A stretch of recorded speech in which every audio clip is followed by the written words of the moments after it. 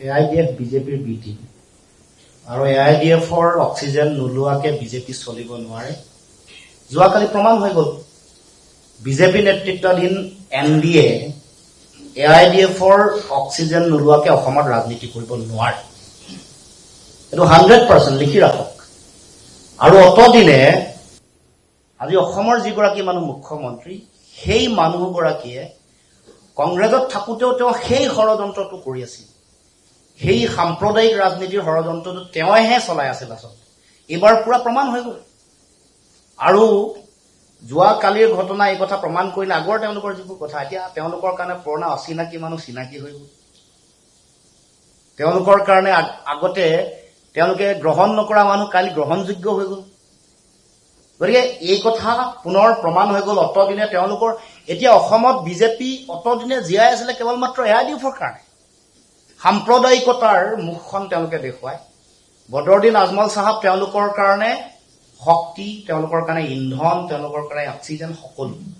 আৰু সেই কথা বাৰে বাৰে প্ৰমাণ হৈ আহিছে। আমাক সেই সময়ত আগতে যেতিয়া আৰম্ভণি আমি কৰিছিলোঁ মানুহে গ্ৰহণ কৰা নাছিল। কিন্তু 2024 চনৰ লোকসভা নিৰ্বাচনত অসমৰ ৰাইজেও এইটো মেণ্ডেট দি দিলে যে আচলতে আজমল AIDF বিজেপিৰ অতি সুপৰিকল্পিত এগৰাকী এজেণ্ট। আৰু সেইকাৰণে এইবাৰো এই 2026 চনৰ বিধানসভা নিৰ্বাচন আপোনালোকে যিটো কথা কৈ আছে জন আশীৰ্বাদ যাত্ৰা কৈ আছে আপোনালোকে সকলো এয়া ৰাইজৰ আশীৰ্বাদ যাত্ৰা নেকি? কিন্তু জন আশীৰ্বাদ যাত্ৰা নহয়, এইটো জন অভিশাপ যাত্ৰা।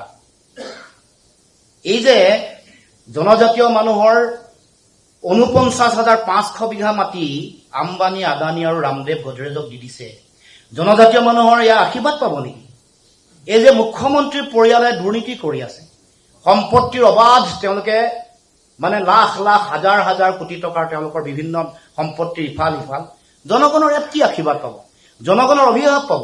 এই যে কৰ কাটল বঢ়াইছে, অত্যাৱশ্যকীয় সামগ্ৰীৰ মূল্য বৃদ্ধি 180%ৰ পৰা 270%লৈকে। মাটিৰ খাজানা সৰ্বানন্দ সোণোৱাল চৰকাৰৰ দিনত 3 গুণ বাঢ়িছিলে, এতিয়া 2 গুণ, আৰু এতিয়া 100%, তাৰমানে আৰু 2 গুণ, সৰ্বমুঠ 7 গুণ বাঢ়িলে। এয়া জনগণৰ আশীৰ্বাদ পাব নে অভিশাপ পাব? গীৰগাই কেলেংকাৰী কৰিলে। গীৰগাই কেলেংকাৰী কৰাৰ পাছত আমাৰ যিসকলে তেওঁলোকে হিন্দুত্বৰ নামত, গোমাতাৰ নামত তেওঁলোকে ৰাজনীতি কৰে, সেই সনাতনী পন্থাত তেওঁলোকে আশীৰ্বাদ পাব নে অভিশাপ পাব? আপোনালোকে কওক। এয়া মৌলিক প্ৰশ্ন। জনগণৰ এতিয়া টুল টেক্স কিমানখন টুল আছিলে আগতে, কিমানখন টুল গেট আছিলে? 27খন বঢ়াবলৈ লক্ষ্য হয় নহয়?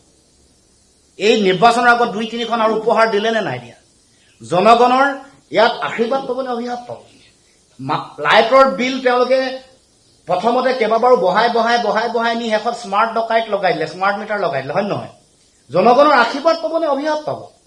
গতিকে এইবোৰ কথা অসম চুক্তিৰ 6 নম্বৰ দফা আজিলৈকে কাৰ্যকৰী নকৰিলে, বানপানী গৰাখহনীয়া ৰাষ্ট্ৰীয় সমস্যা হিচাপে সমাধান নকৰিলে, অসম চুক্তিৰ প্ৰতিটো দফা কাৰ্যকৰী কৰিম বুলি কৈ নকৰিলে, 16 মে পিছত বিদেশী তাৰি টোপোলা বান্ধি যাব লাগিব বুলি কৈ তেওঁলোকে বিদেশীক নেখেদিলে, ৰাজহুৱা খণ্ডৰ উদ্যোগসমূহক পুনৰুজ্জীৱিত কৰিম বুলি কৈ বিক্ৰী কৰিলে।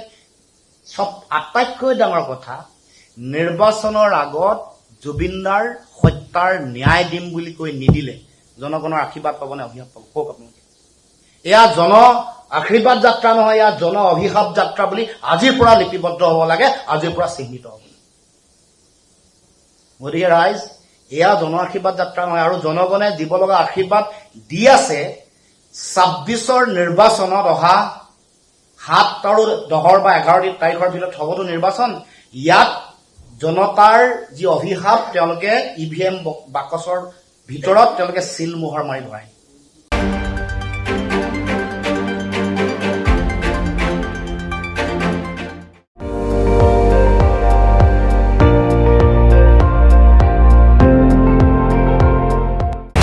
আপুনি চাই আছে ND24, সৰ্বশ্ৰেষ্ঠ নহয়, সৰ্বোত্তমৰ দৌৰ।